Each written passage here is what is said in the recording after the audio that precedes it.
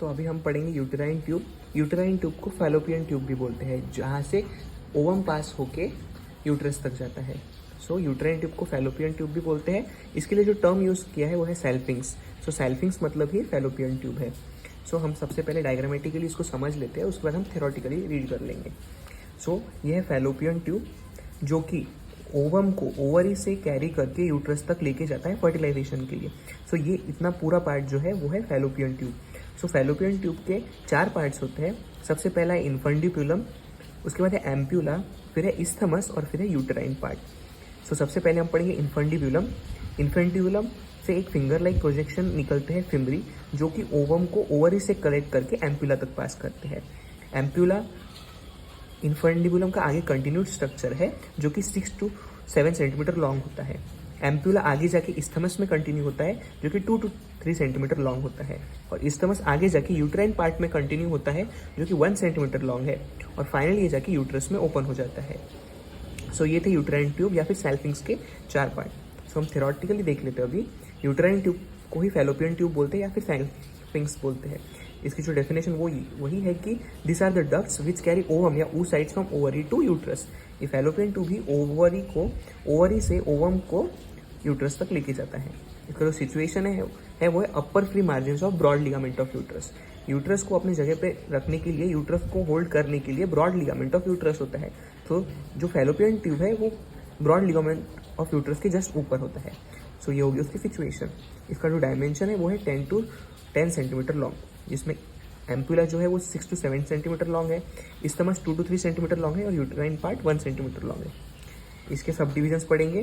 तो इन्फंडिब्यूलम, जिसके ऊपर फिमरी जो कि फिंगर लाइक प्रोजेक्शन होते हैं, जहाँ से हम ओवम को कैरी करके यूट्रस तक लेके जाते हैं। एम्प्यूला ये क्या है, मीडियल टू इन्फंडिब्यूलम। इन्फंडिब्यूलम मीडियली प्रेजेंट है और 6 to 7 सेंटीमीटर लॉन्ग है।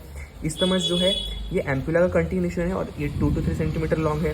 उसके बाद यूटेराइन पार्ट जो कि यूट्रस में ओपन होता है और ये 1 सेंटीमीटर लॉन्ग है। उसके बाद हम इसके पढ़ेंगे ब्लड सप्लाई। इसका जो ब्लड सप्लाई है यूटेराइन ट्यूब का वो है uterine artery, ovarian artery, pampiniform plexus. इसका जो लिम्फेटिक ड्रेनेज है वो है लैटरल एओर्टिक और pre aortic nodes.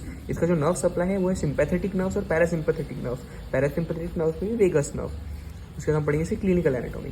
Clinical anatomy में इसका जो टर्म है वो है सेल्फिनगो, मतलब सेल्फिनजाइटिस। सेल्फिनजाइटिस मतलब सेल्फिनगो मतलब यूटेराइन ट्यूब मतलब फैलोपियन ट्यूब, आइटिस मतलब इन्फ्लेमेशन।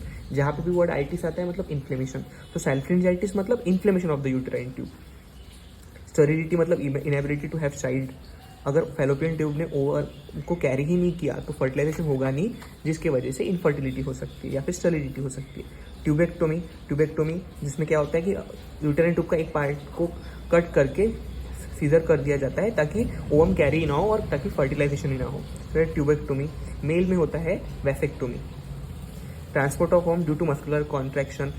फैलोपियन ट्यूब में ओवम को हम ट्रांसपोर्ट कर सकते हैं क्योंकि उसमें रैपिड मस्कुलर कॉन्ट्रैक्शन होते हैं। उसके बाद एक्टोपिक प्रेगनेंसी। एक्टोपिक प्रेगनेंसी होता है जो फर्टिलाइज ओवम जब यूट्रस में जाके एम्बेडेड हो जाता है। अगर जो फर्टिलाइज ओवम है वो अदर देन यूट्रस में इम्प्लांट हो गया तो उसको हम बोलते हैं एक्टोपिक प्रेगनेंसी।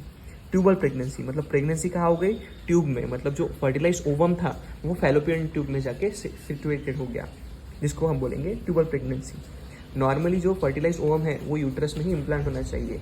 जो अगर नहीं होता है, अगर वो यूट्रस के अलावा कोई और इम्प्लांट हो गया तो इसको बोलते हैं एक्टोपिक प्रेगनेंसी। अगर वो फैलोपियन ट्यूब में जाके इम्प्लांट हो गया तो उसको बोलेंगे ट्यूबल प्रेगनेंसी। एंडोस्कोपी एक मेथड है to look inside your body. Endoscopy में हम बॉडी के अंदर के जो प्रोसेस है उसको हम देख सकते हैं। सो ये था फैलोपियन ट्यूब या फिर यूटेराइन ट्यूब।